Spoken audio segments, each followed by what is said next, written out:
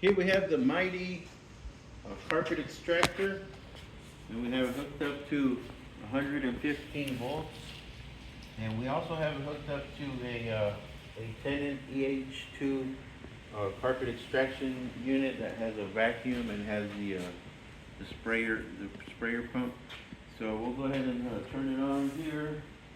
So you got to hook it up to 110. The 110 will run the disc, turning the disc, but your vacuum and your sprayer will come from a separate unit. And so that is the sprayer.